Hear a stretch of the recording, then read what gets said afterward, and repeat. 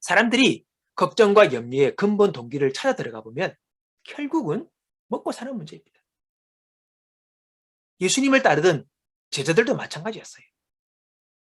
이들의 마음을 아시고 예수님은 하늘의 새와 들의 백합화를 비유를 들면서 하나님이 이들도 먹이고 입히신다.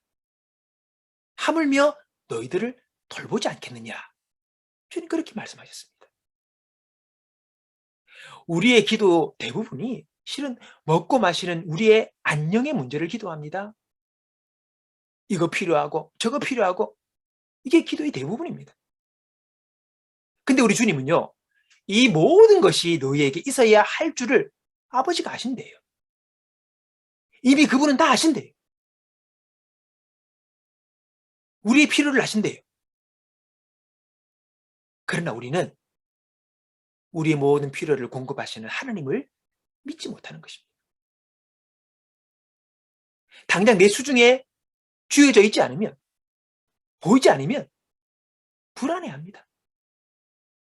그래서 그 불안이 동기가 되어서 계속 기도하고 기도하는 것입니다. 그게 우리 현실입니다. 예수님은 이러한 기도는요, 이방인들의 기도라고 말하십니다. 그것은 그리스도인들이 해야 할 기도의 본이 아니라고 말씀하십니다. 이는 다 이방인들이 구하는 것이라. 다른 이방 종교인들도 다 이런 기도한다는 거예요. 너희들도 이렇게 똑같은 기도를 해야 되겠느냐라고 주님 우리에게 물으시는 겁니다. 우리의 신앙생활을요, 우리가 하지만은 기도도 하고 그렇게 합니다. 그러나 대부분이 나 중심의 신앙생활을 합니다. 나의 필요를 위하여 하나님의 능력으로 도와달라는 거예요. 대부분 그래요. 삶의 중심이 하나님이 아니라 내가 중심이에요. 물론 여러분 누구나 처음부터 그런 신앙의 자세를 가질 수 있는 것은 아닙니다. 그러나 우리가 오랜 신앙생활을 하면서 여전히 나의 필요와 나의 안녕을 위하여 하나님께 도움을 구하는 내 중심의 신앙생활에서 벗어나지 못한다면 그거는 문제가 되는 것입니다. 그거는 심각합니다. 오랜 시간이 지났지만 여전히 무기력하고 변화없는 신앙생활을 하는 이유가 무엇입니까?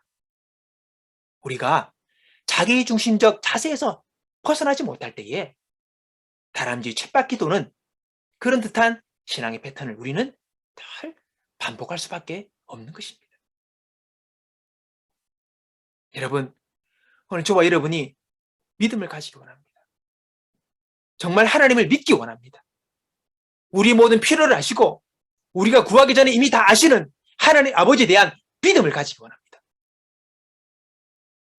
너희 하늘 아버지께서 이 모든 것이 너희에게 있어야 할 줄을 아신다라고 우리에게 분명히 말씀해 주고 계십니다. 아신대요. 그분이 보시고 있고 기억하고 있고 그분이 챙기고 있다는 것입니다. 여러분, 이 말은 우리가 생업을 위해 일하지 말라는 게 아닙니다. 믿음을 가지고 일합시다. 믿음을 가지고 우리의 삶의 현장에서 우리가 열심히 뛰어갑시다. 그리고 내 중심의 필요가 아니라 친정 하나님의 뜻을 위하여 그분을 위하여 기도할 수 있는 우리들의 신앙의 모습이 되기를 원하는 것입니다. 마태복음 6장 33절의 말씀을 현대어 번역본으로 제가 읽어보겠습니다. 만일 너희가 하나님의 나라를 어떻게 이룰까? 하나님께서 원하시는 바른 일을 어떻게 실천할까? 고민하면서 그분을 생활의 중심에 모시고 살면 그분은 너희에게 이 모든 것을 더불어 주실 것이다. 아멘. 여러분, 이것이 되어야 됩니다. 이게 중심이 되어지고 이것이 첫 번째가 되어야 됩니다. 그래야지 우리에게 성장이 있습니다. 성숙이 있고 변화가 있고 승리가 있고 능력이 있게 되는 것이죠. 두려움과 걱정 가운데 나의 안녕과 필요만을 구하는 내 중심의 기도만 드릴 것이 아니라 이제는 먼저 하나님의 영광과 그분의 기쁘심을 위해 진정 주님의 뜻을 구하는 기도를 드릴 수 있는 저와 여러분이 되시기를 주님의 이름으로 축복합니다.